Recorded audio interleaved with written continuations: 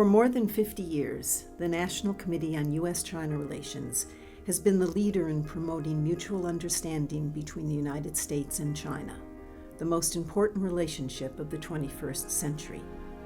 The National Committee strengthens that relationship by helping people on both sides of the Pacific to understand one another better and to address issues of mutual concern through exchanges, dialogues, and other activities. These programs address key issues such as economic relations, rule of law, security, public health, and the environment, in the belief that constructive Sino-American relations benefit both countries as well as the global community.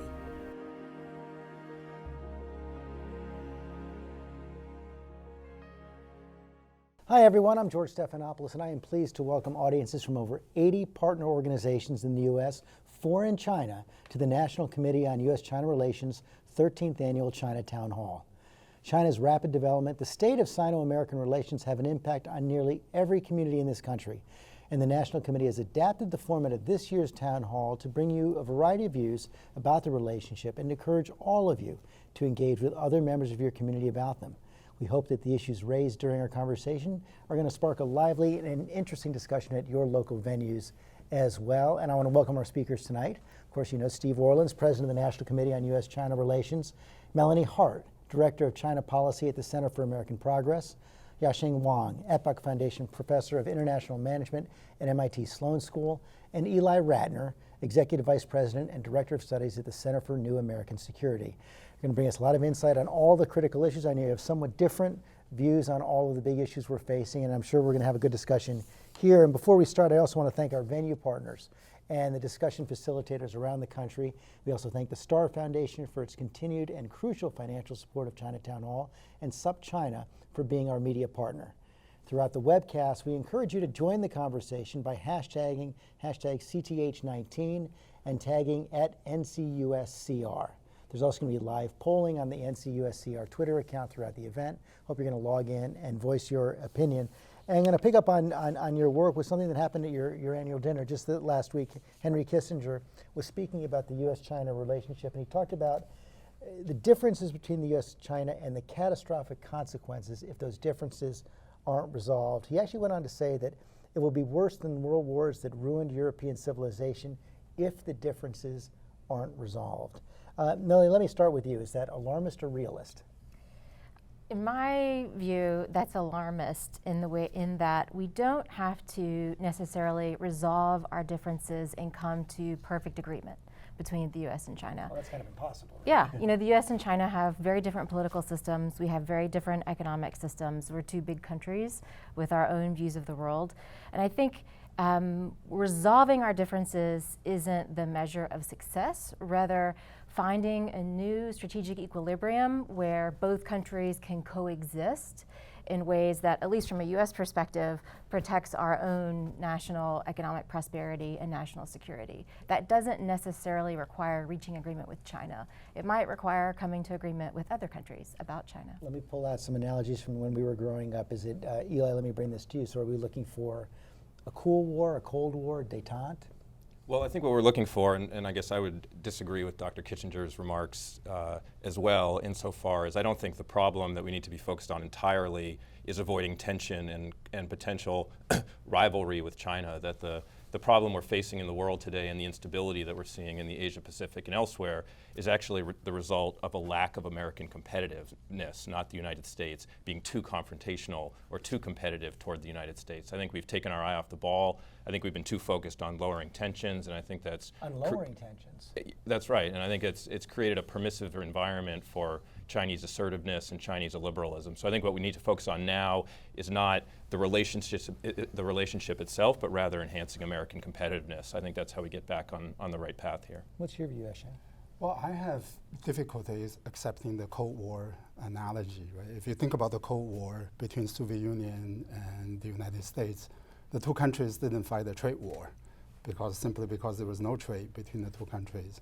They didn't collaborate on science and technology. They didn't invest into each other's economies. They didn't collaborate on many, many dimensions of culture, education. There were not many Soviet students in America. U.S. China now are in a very complicated relationship with all these dimensions of interactions with each other. So I agree with Dr. Kissinger that the consequences of these two countries going to a war are very dire simply because there are so many interactions between them. It will destroy the economies of the both countries, the military, the technology of the both countries so lethal that's going to be very, very critical. So, but I don't believe that we will end up there. You know, you talk about the engagement we were talking before we came on camera. Is it fair to say that there are those in the Chinese leadership who want less engagement, less interaction? I think that's a fair description of the current leadership. I think both countries have given up on a critical assumption underlying the relationship between the two countries. One was the engagement, and the other was the convergence on the part of the Chinese. The Chinese believed for a long period of time that China was not a democracy, was not a market economy, but at least the country was on a path toward a more marketized economy, maybe a little bit more liberal. The current Chinese leadership has given up on that. U.S. has given up on engagement.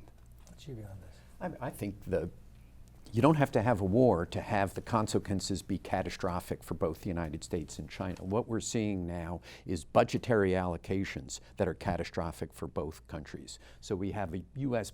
defense budget of $750 billion. What does that mean for America's infrastructure? What does it mean for America's education? What does it mean for America's social programs? The same in China. They have a military budget which is increasing rapidly and is diverting attention for the real needs of the Chinese people. So we don't have to have war to have these consequences be very severe for both sides. I think the Chinese leadership remains committed to engagement. The U.S. leadership is much more ambivalent about engagement. I think the Chinese are looking for ways to continue to engage with the United States. When you say U.S. leadership, is that, you know, and we're seeing this play out actually in the impeachment hearings a little bit, there does seem to be difference of views on big foreign policy issues between, in some ways, the permanent government, those who've been working in the Foreign Service, diplomatic corps for a long time, and of course, and the disruption that President Trump quite openly, transparently has brought to the relationship. So is it a difference with the Trump administration or with the U.S. government more generally? Well, certainly the Congress and the Trump administration have a consensus on they should deal much more toughly with China. I think those who've served in China, those who are kind of in the statement, more limited in the State Department, more limited in the Defense Department, have a much more nuanced view of what we should do with China. And Ely, let me bring this to you because I know you used to work with Vice President Biden. Of course, he's only one of many Democratic candidates.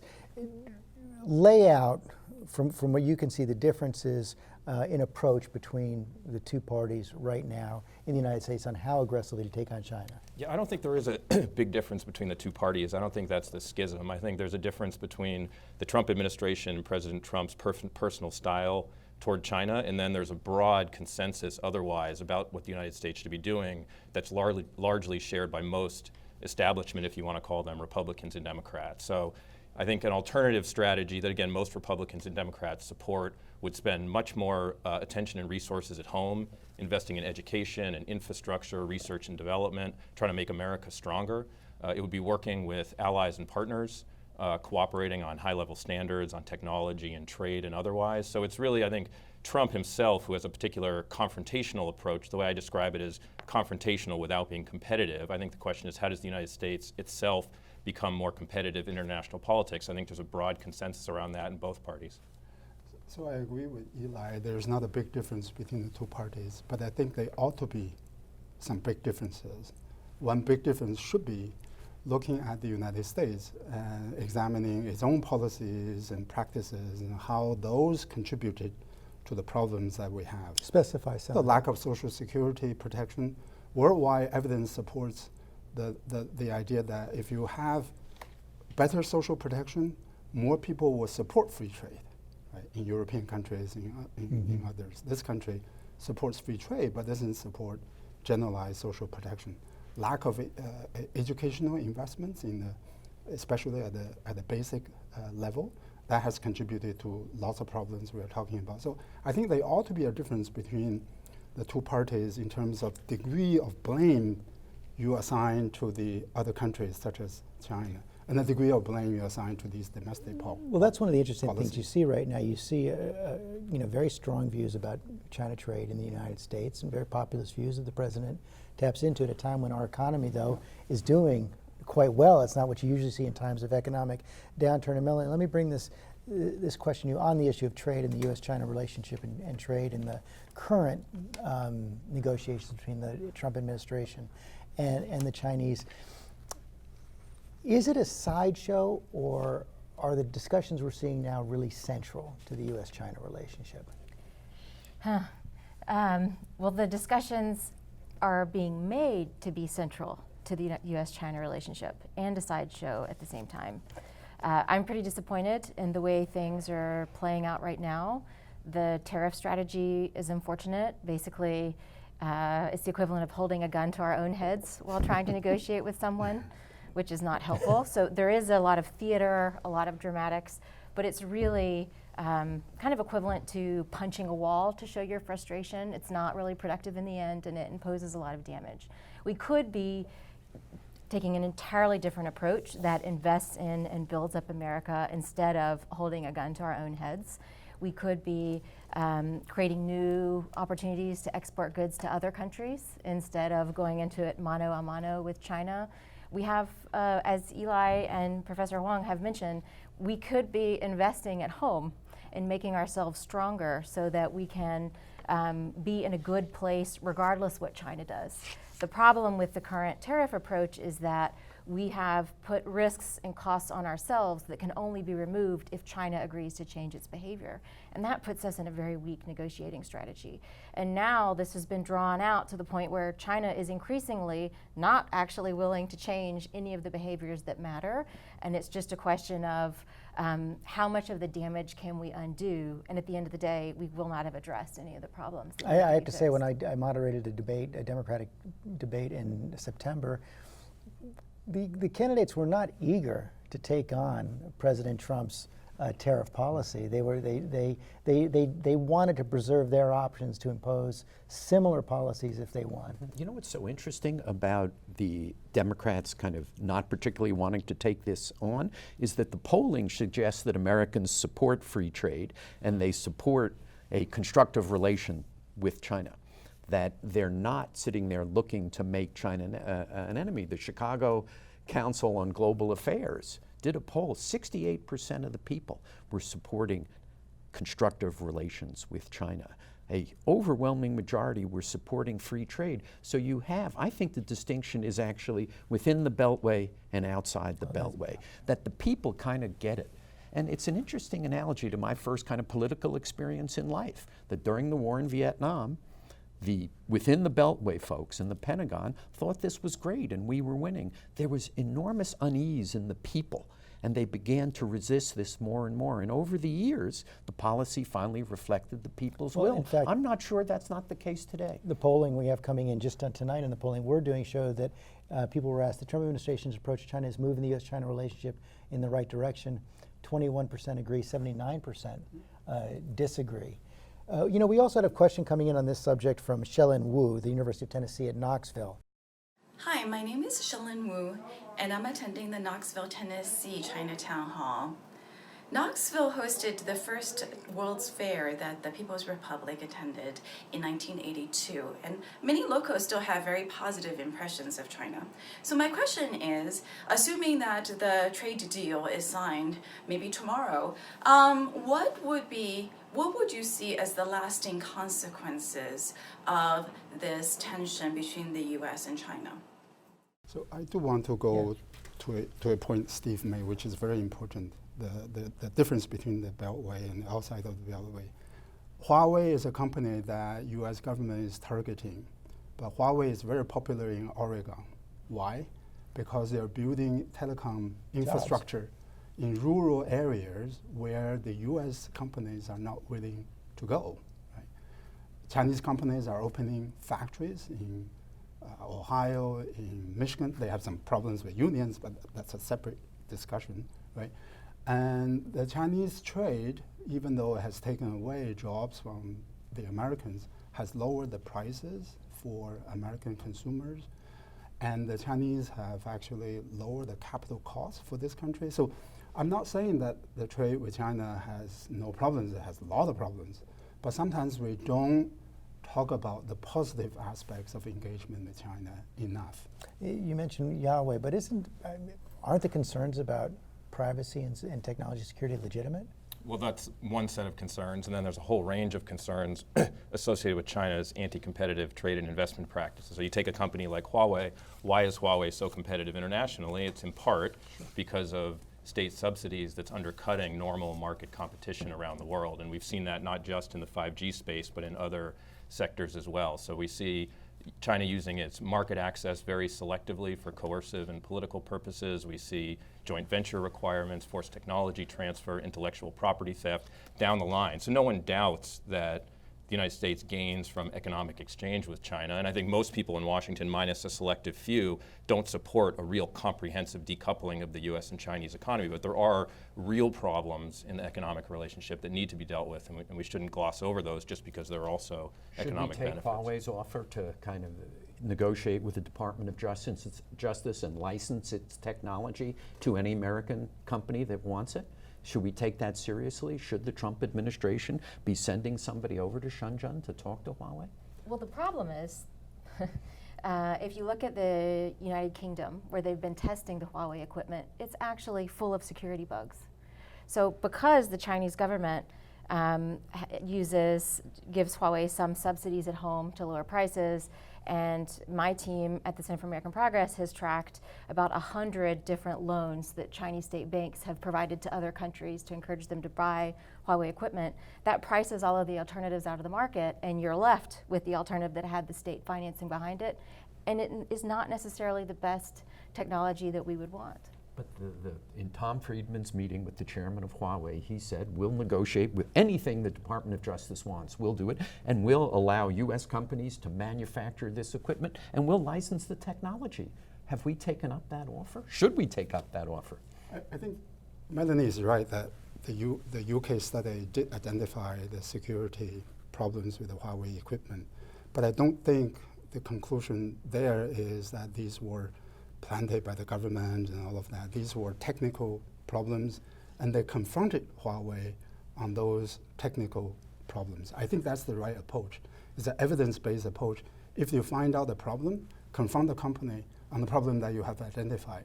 The problem that I have with the current approach is that you reject the company without presenting the actual evidence that the company has done all these bad things you are alleging them to have been doing. I have a big problem with that. And the other thing is that, yes, Huawei has received subsidies from the Chinese government. My solution to that is that U.S. should do the same. We should play a tit-for-tat strategy. U.S. should support and subsidize companies competing with Chinese companies, not maybe with British companies or German companies, but with Chinese companies. Give you another example. Chinese company operates 100% owned by the Chinese company.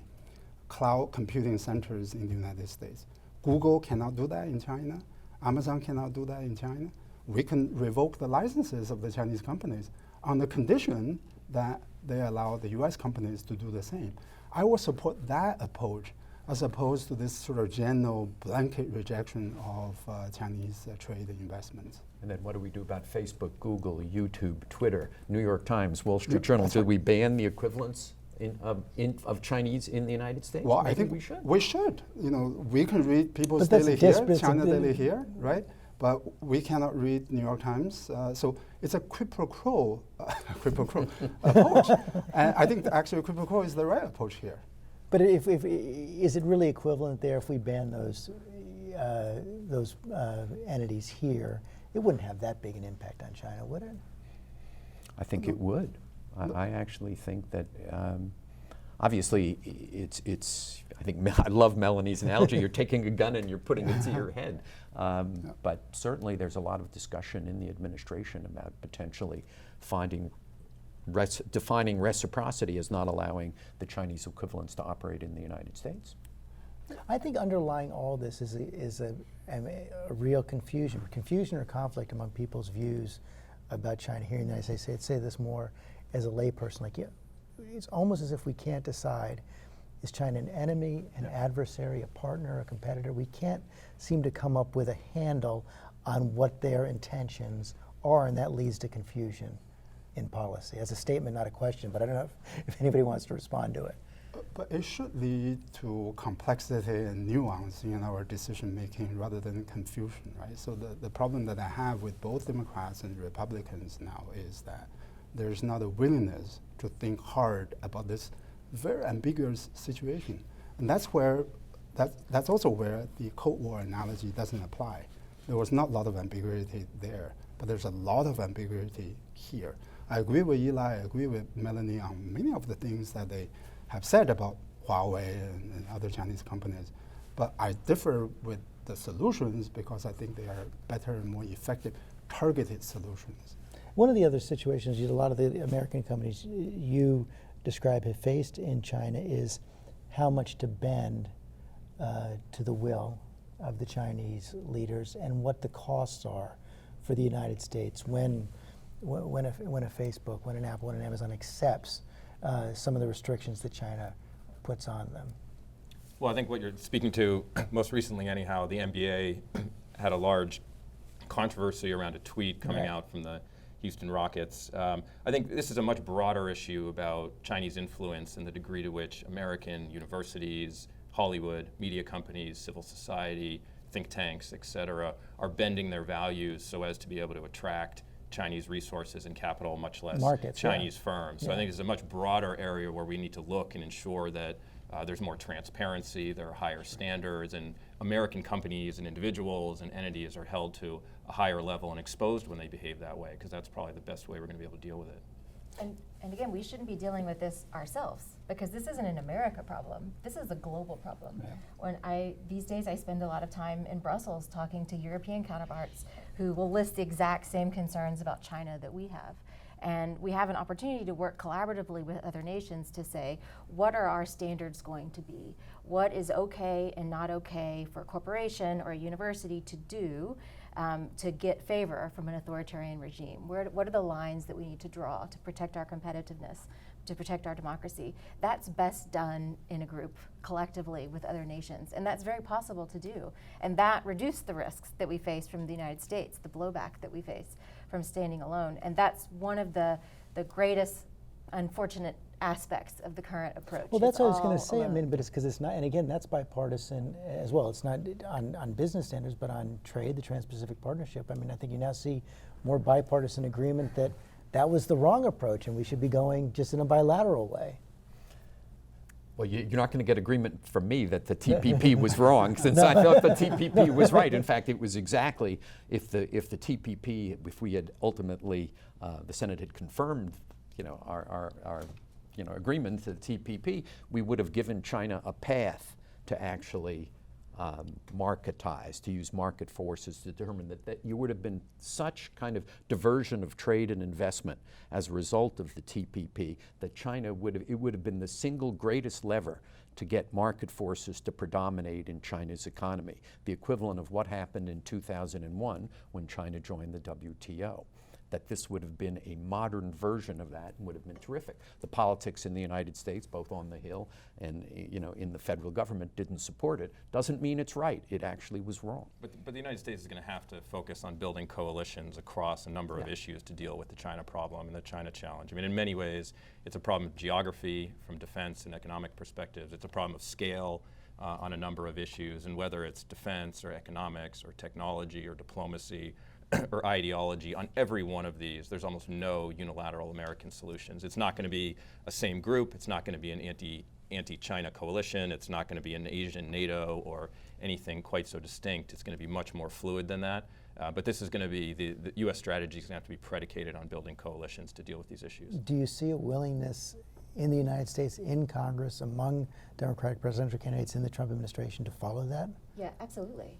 So one of the fascinating things about the Trump administration is it has taught everyone what it is like when you go it alone. And so as someone who works in Washington, I'm used to going to Congress and having to argue for why allies and partners are important, but all anyone can talk about is how we need to be working with allies and partners. It's just a question of how to implement that. And on the politics side, in my view, the reason why that we had so much trouble with TPP was because the U.S. has failed to invest at home since the early 2000s, when the U.S. put all of its money into wars in Iraq and Afghanistan. Since then, we've basically been coasting on investments that were made in the Cold War era, haven't been focused on the things we're all mentioning: R&D, education, workforce training, infrastructure. When we're investing in those things at home and Americans are as strong as they can and should be, then there's less fear with opening the doors to trade because we're the strongest ones there. We have work to do domestically, getting our own house in order. We have work to do with the global system because the WTO is not working. But when that is solid, then we don't have anything to fear from these relationships.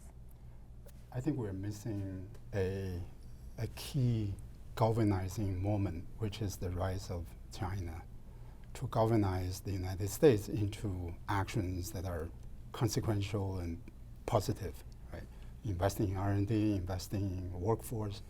In 1957, when Soviet Union launched the first satellite, the man-made spacecraft, there was that galvanizing moment, Sputnik moment.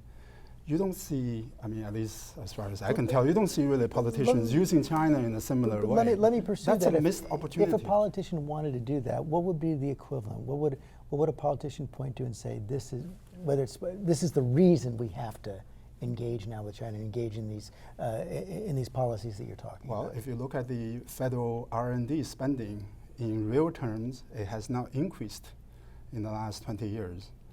And it's not keeping up with inflation, it's not keeping up with the rising cost of doing research. And because the US government doesn't spend enough on R&D, it forces universities and companies to turn to foreign sources of funding. And who are spending money? It is China. China is spending $400 billion on R&D. And if someone wanted to point to something that China was doing that shows they're leapfrogging ahead of us, what would they point to? Well, in AI, rapidly, China is arguably probably ahead, at least in applications.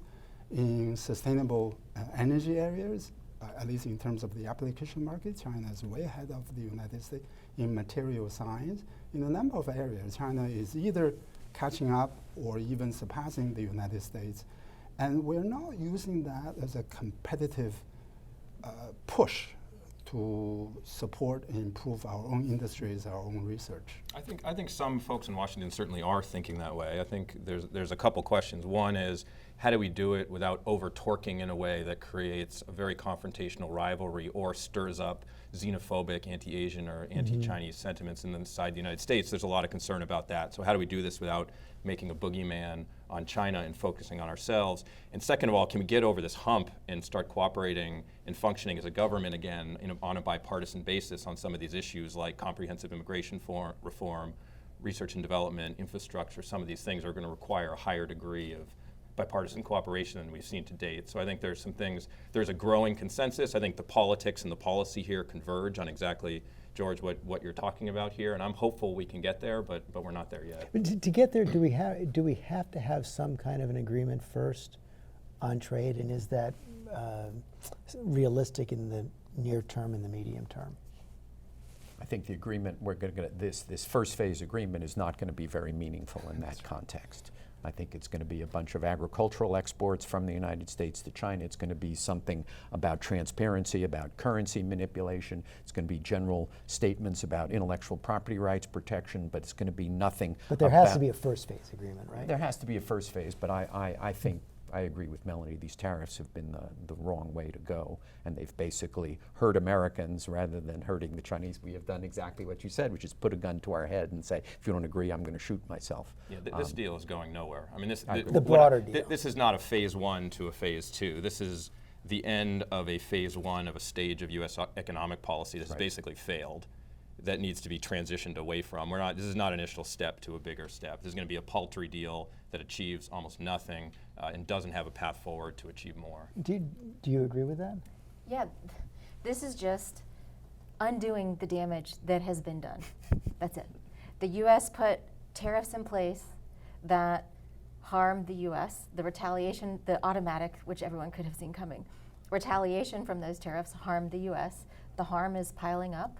The stories that that I'm hearing about from family farms are absolutely atrocious and unacceptable. The costs are real, and those costs have become unbearable. And to address that, I'm quite sure that the Trump administration will get do whatever it needs to do to get some kind of deal. To say there's a deal. To say there's a deal, and to reduce some of the real costs that are being borne by American families. That is a one-lane sideshow. That is not getting at the much more important, broader things that we're talking about to address the problem, to make America strong. And is that because, let me put this question to you, is that because the Chinese leadership would be waiting out, thinking perhaps that President Trump is a one-term president, or is this just baked into the U.S. China relationship right now, that the broader differences over trade can't be adjudicated? I think it's more than their calculation, this is a one-term president. They don't trust President Trump anymore. I think at the beginning, there was indication that they probably wanted to do a deal with him. Chocolate cake dinner. Well, so and at that time, the demands from the U.S. were probably more manageable than they have become since then. And they didn't really know him, didn't really understand him. They thought he was so this is a very Chinese thinking. He's a businessman. We can always trust a businessman. He wants to do a deal. Even though he had these views about trade going back 30, 40 years. Yeah, the details somehow didn't quite register. But the Chinese worship successful business people. And I often argue with my friends, I don't think he was a very successful business person. But there's a trust in a business person rather than, say, Hillary Clinton. They thought she was an ideologue and kind of hawkish, a hawk too, right? Hawkish ideologue. And it turns out that they got a much worse deal than. So do you anybody want else pick up on that? Has President Xi given up on President Trump? So I do have some evidence. At one point, they gave up talking about China 2025, right, which was the plan to establish Chinese competitiveness across whole industrial spectrum.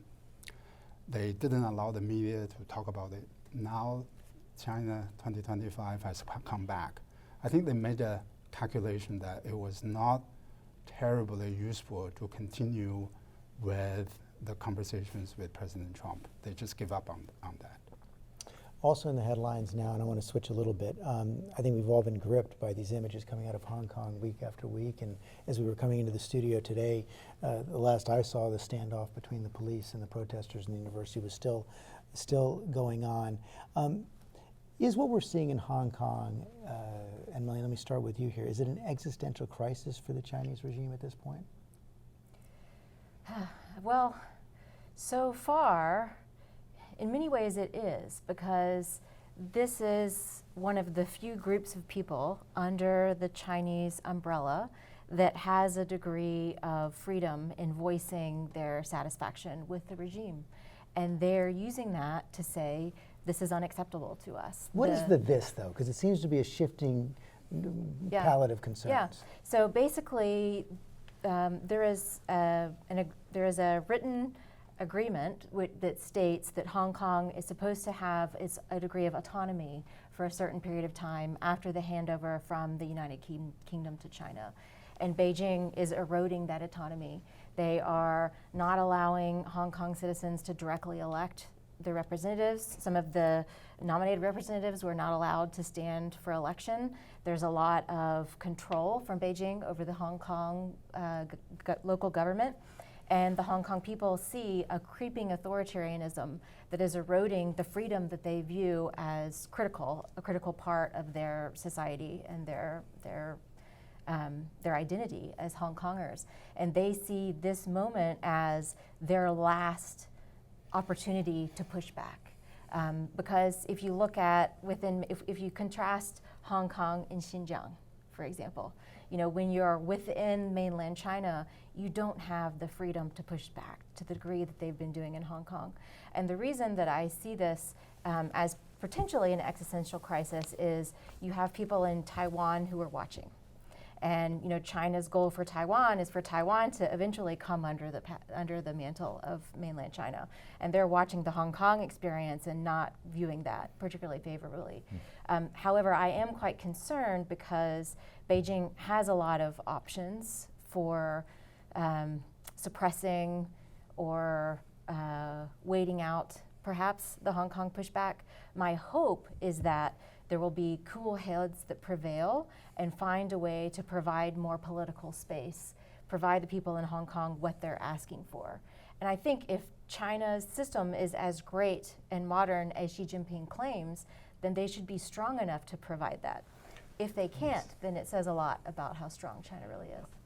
I think what's happening in Hong Kong is a tragedy. It really is a tragedy, and I think we've underreported kind of the violence of the demonstrators, that mainstream media has not shown this, that actually the Hong Kong police have responded with considerable restraint. I mean, I can't imagine hurling a petrol bomb at a New York policeman and thinking what they were going to do in response. Shoot off tear gas, shoot some rubber bullets. Sorry, it would be much more severe. I think it's not truly existential for China to the extent that it doesn't flow back into the mainland, that Hong Kong is viewed as part of the two systems of the one country, two systems, that in 1997, when I was living in Hong Kong during the reversion back to Beijing, back to China, it constituted almost 20% of China's GDP. It's now down to 2%. So as an economic matter, you can kind of put it aside.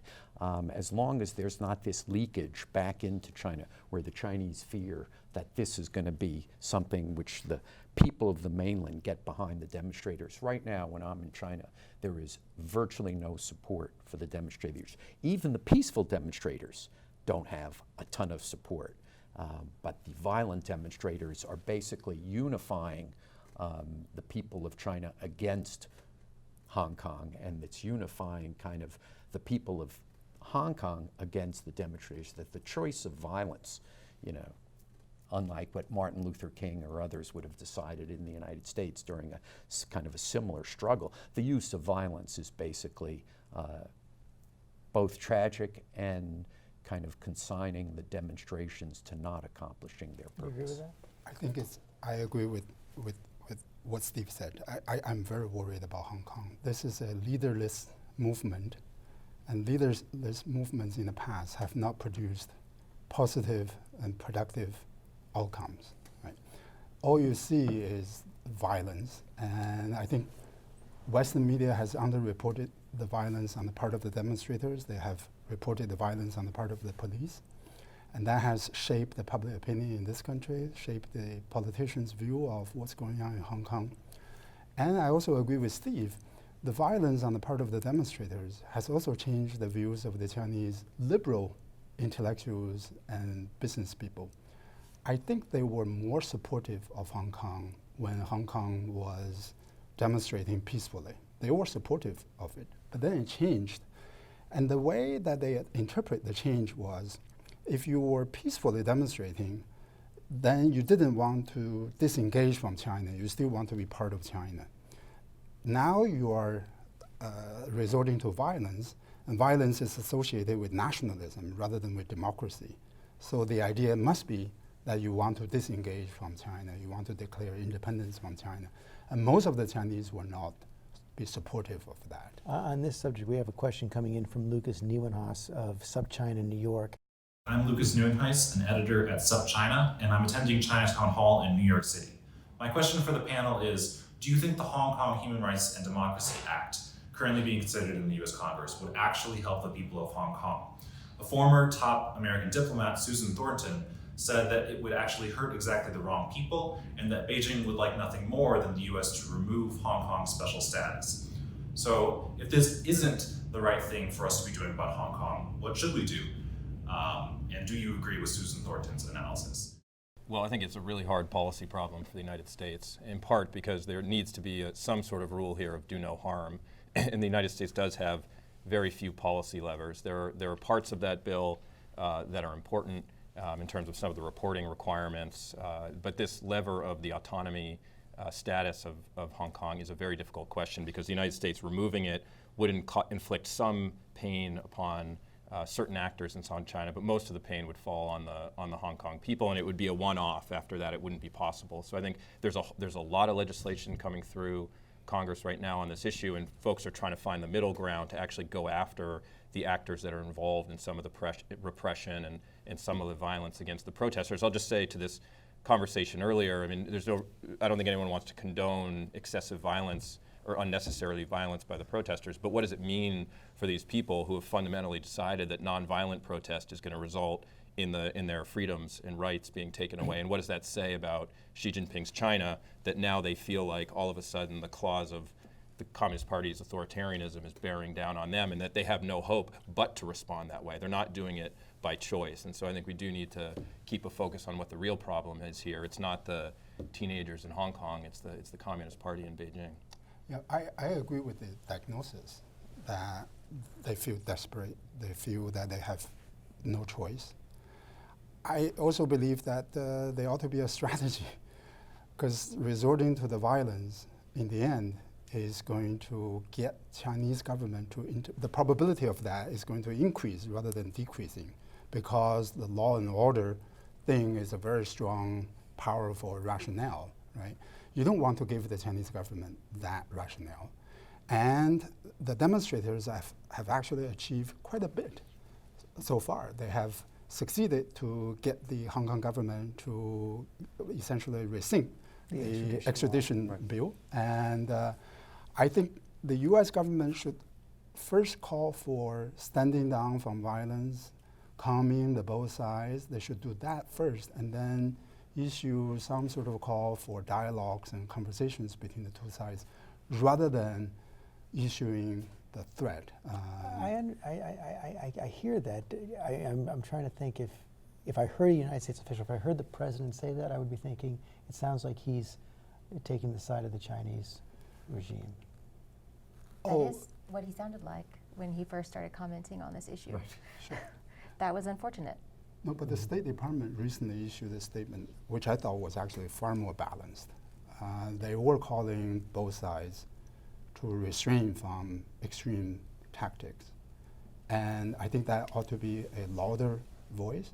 President Trump, that's just, he said whatever he wants to say, but I think the State Department does have a more rational view of it. But if the president is saying whatever he wants to say, what the State Department says doesn't really matter. But I think I agree with what you're saying. I agree with most of it. But I think that this is getting back to the broader discussion and the role of President Trump. I think as long as he's not leading on American values and the United States is not putting values forward, then it cripples the United States' ability to unite the international community, to deal directly with China. This question of ideology and human rights and governance should be an ace in the hole for the United States in the competition with China, and right now it's not at all. Well, how do we do that, for example, with the situation you were talking about earlier facing the Uyghurs right now? We just saw yesterday, again, in the New York Times blockbuster report on talking about the concentration camps in that part of China. One of the most interesting aspects of that report is that somebody inside the Chinese government actually leaked it. What does that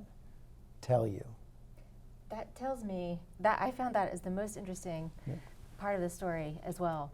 That tells me that it matters what the U.S. says and does, and it matters that it matters when there's transparency, when there's a light on things, when things can't happen behind closed doors. So, in the Xinjiang issue, which is really difficult, the papers were shocking.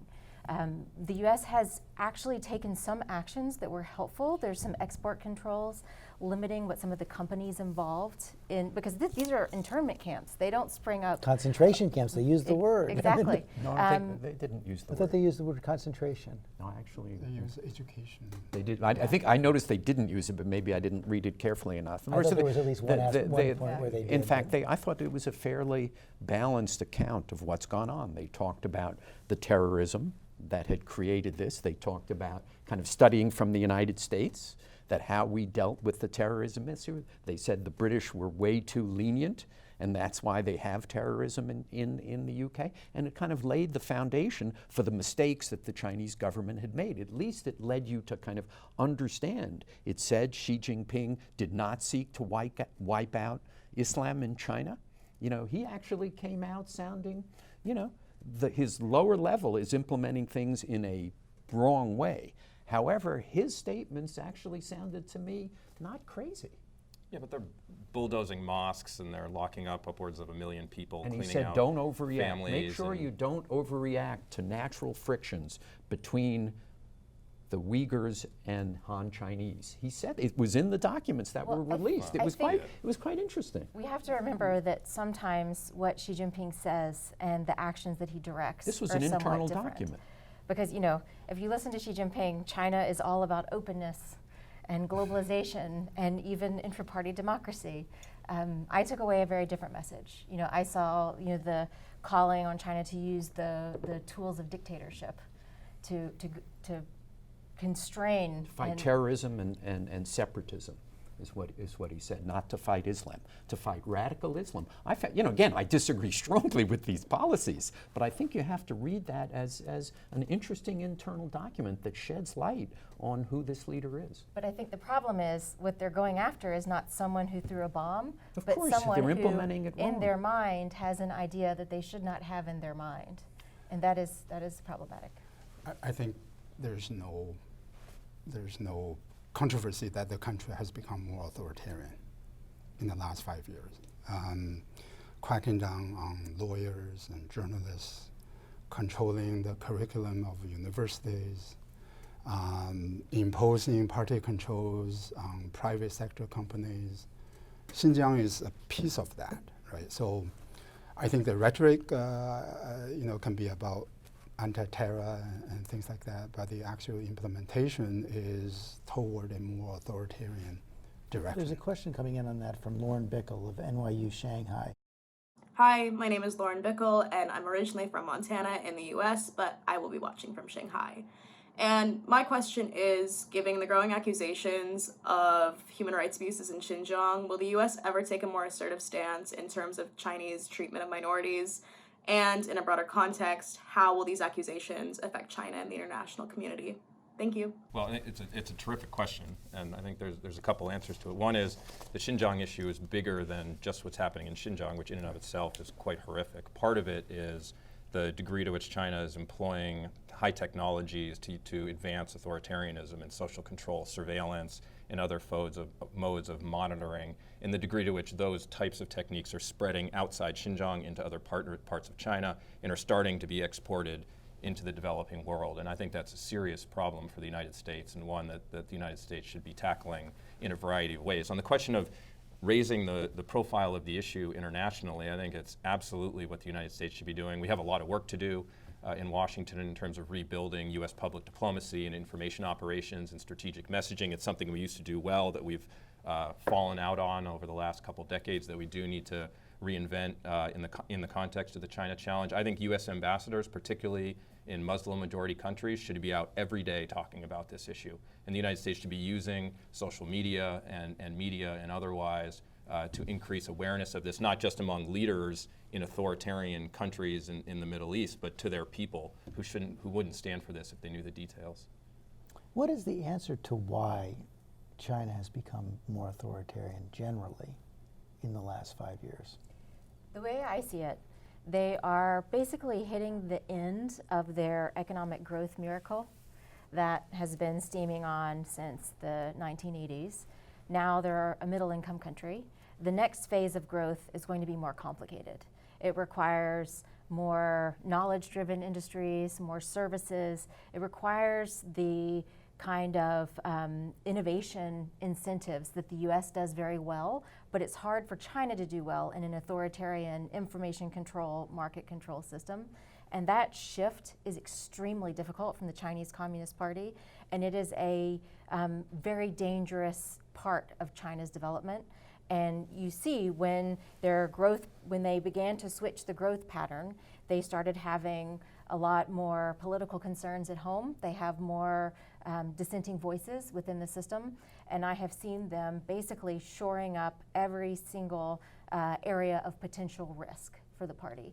If you read some of the Chinese Communist Party documents talking about how they're avoiding the black swan and gray rhino risks in 2019, it's basically a recipe for paranoia. It's fascinating. You know, they're worried that risk could emerge in any part of the economy or society because they're at such a weak moment.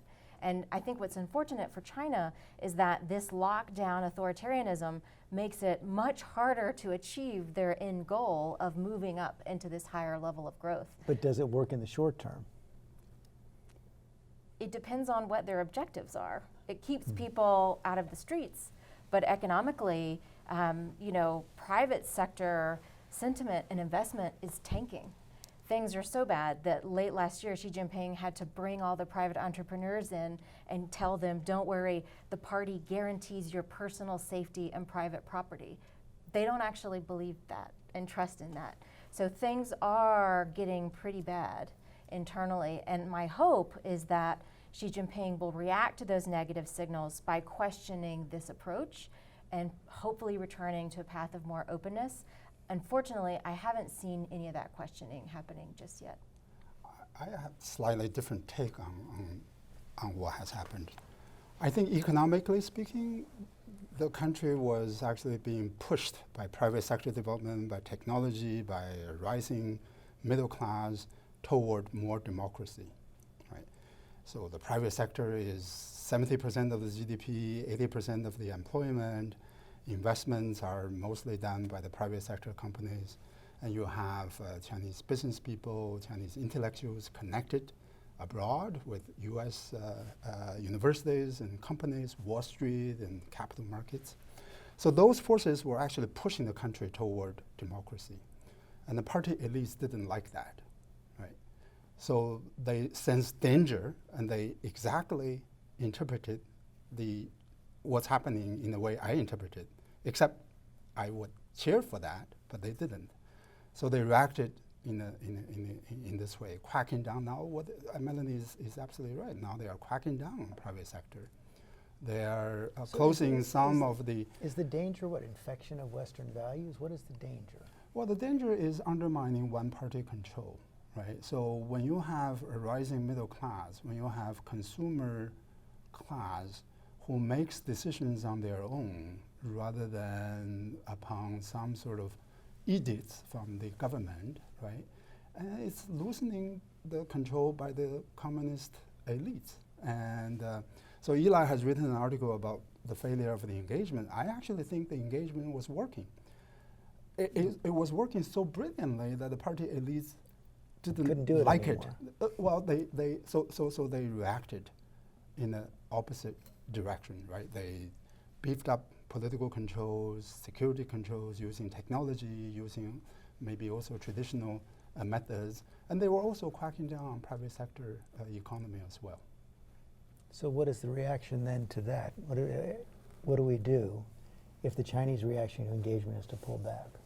Well, I think we need to base our, and I didn't argue that engagement has failed. What I argued is that it didn't result in a number of our expectations around economics and defense and the international economy and global governance. But I think the answer is we, the United States, need to build and design our strategy and policies around the China that is and not the China that we're hoping for. And this is true as it relates to the Communist Party, it's true as it relates to the Chinese economy, it's true as it relates to the Chinese military, and we're going to be a lot better off focusing on ourselves, building coalitions, rather than what the Trump administration has done with its tariffs, saying we're going to, try to raise tariffs until you change the way you are fundamentally. That I don't think, we've tried that in a lot of different ways. It hasn't worked, and I think we ought to wrestle with the China that is and not the one we wished we had. We have a few minutes left. Before we go, I want to talk a little bit about North Korea, because we're getting new signs from Kim Jong-un and his regime in the last several days that the clock is ticking, that their engagement with President Trump will end by the end of the year. And Steve, let me start with you here. Do the U.S. and China actually have parallel interests when it comes to North Korea, or completely different? No, I believe they have parallel interests. I believe it's actually a great example of why we need to not treat China as an enemy. Because whatever we want to accomplish with North Korea, we need China's cooperation in doing that. And the administration, by branding China a strategic competitor, a revisionist power, basically set us down a path of kind of not having cooperation with China on on an issue that really is existential to the United States, that their ability to deliver nuclear weapons to the United States is the one thing in Asia that is truly existential for the United States. And China wants to keep North Korea under control, and we clearly do also.